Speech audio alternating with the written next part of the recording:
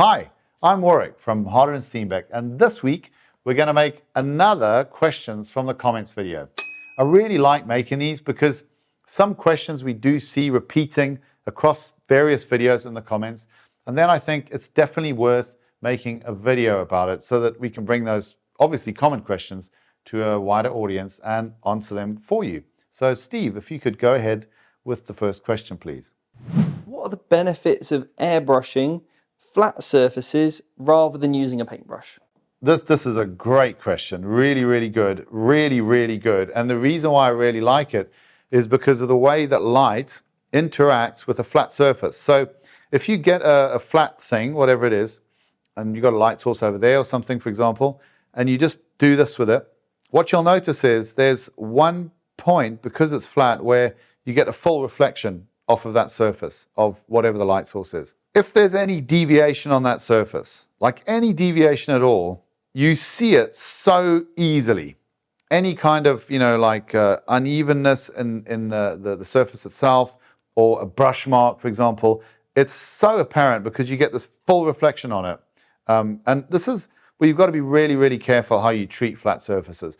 For example, in what we do, when we're making metal parts that we polish in various ways and then we, for example, chrome plate them, flat surfaces are always the hardest ones for us to get right because you have this point where you've got no reflection and then full reflection, no reflection, full reflection, and you see the entirety of the panel. Any imperfection whatsoever, it literally shouts at you so loudly, so much more than a surface with some shape to it where the light is moving across the surface. The thing with the airbrush is that when you're putting paint down, it puts paint down on a microscopic level with these tiny little spheres of paint and very evenly distributed, okay? So if you're sticking, let's say you've got a panel about this size, if you're sticking to the basic rule of when you want to paint a larger surface, you put your first stroke down, okay? And if that's over here, the paint coverage is there, your next stroke, you aim the center of the airbrush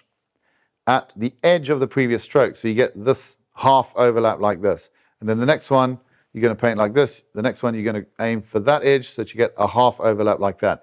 If you stick to that rule, you'll get a super even application over that flat panel with no deviations as that flat panel moves around. Okay, so the reason why I think that's important is because what we do when we're painting things is we're looking to create the deviations because we want to put them where we want them. We want to be in control. What we don't want is for our tools to kind of randomly create deviations that we don't necessarily want. And so when you're going onto a flat panel, typically you don't want to see brush strokes on there. And flat panels, more than anything else, will show a brush stroke. So for that reason, I think for flat panels, if you really want to have a perfect deviation-free surface that you can then create whatever you want to create on it, I think the airbrush really has a big advantage over using a paintbrush. How can an artist develop like a unique style in airbrushing? Wow, that is a really interesting question. I think the first thing you've got to do is you've got to become really adept at understanding what the airbrush is particularly very good at, which is control of color, control of shade. It's exceptional at that. I think it's also exceptional at creating very fine texture. So I think you need to understand those two things very well, first of all. That's important, very important. And if I think about the painters that I've most admired, and obviously the reason why you tend to admire someone, I suppose, is because they're doing something different, right? I think there's two things that unite them. Number one is because they've integrated the airbrush as part of all of the tools available in their art. They haven't focused on the airbrush and said, I'm going to be an airbrusher. They've used the airbrush with other tools that are great at doing other things and brought them together to create their art. And then you can then look at the art and the art it's speaking to the message that it's trying to send and using all the right tools to accomplish that. It's not saying, I'm an airbrusher. So this might seem strange to you that I'm kind of advocating that you you don't think of yourself as an airbrusher. I'm advocating, and what I love to see is I love to see the airbrush being used to serve the purpose of the artistic goal, because I always think that makes something much more powerful. So I'd encourage you not to think of yourself as an airbrusher. Think of yourself as an artist and how the airbrush can serve your creative message. And I think the best way to do that is to understand really what the airbrush is really, really good at, and find what you feel you're really good at using it for. I love that.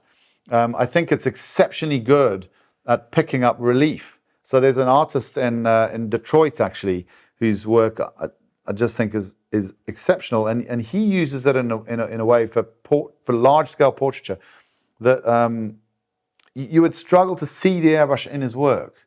And I do kind of like that about it. He paints in oil with a palette knife, so there's a lot of relief on his paintings.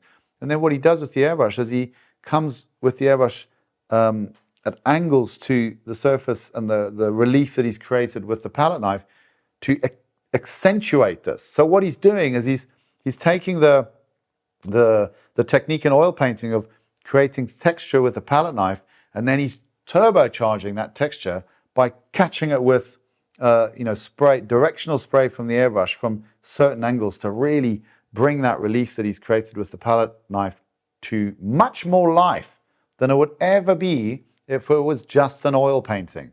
Okay, so I love that. I think that's just absolutely stunning what he does.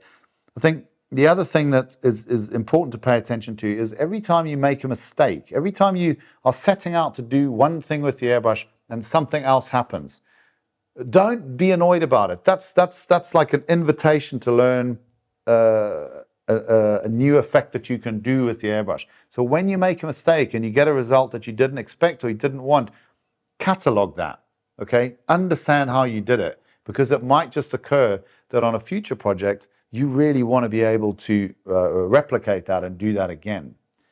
So, one example is, simple one, okay? You can try this one yourself. We always say with the airbrush, when you have a good trigger technique, you push down first, start the air, then you pull back, okay, to initiate the paint flow, then you push it forward, and then you release it up. And the reason why we do that bit at the end is because pushing it forward to shut the paint means that last bit of air that flows over the needle tip always blows it clean. Now, most of you have probably gotten lazy and done a stroke where you just let it go, and then the next time you push down on the trigger of the airbrush, because the paint shut after the air, because you just let it go, you've got a little drop of paint sitting on your needle tip. The next time you push your trigger down, that goes off as a little splat. Frustrating when you don't want it. Might be super, super useful if you want to create some really randomized texture, in which case you'd do things like you'd flick, flick, flick on the trigger and then push down for air. Flick, flick, flick on the trigger, then push down for air. And you get this really fast creation of texture, which actually is pretty great for painting granite. So you do that in a purple, a blue, a white, a gray, a black, and then you airbrush over it with a bit of a gray wash, and you've got an amazing granite effect there. So pay attention to your errors, catalog them, because almost certainly they might be useful to you in the future, and they might be particular to you, and then that might become your creative superpower with the airbrush. Okay, so thanks for sticking with us until the very end. Amazing. So now that you've got here, definitely give us a like and definitely give us a subscribe, because that way we keep building our audience, and hopefully then we can get to more of you and we can answer more of your questions and improve your airbrush experience and your creative journey. Thanks so much for being with us, and look forward to seeing you on the next one.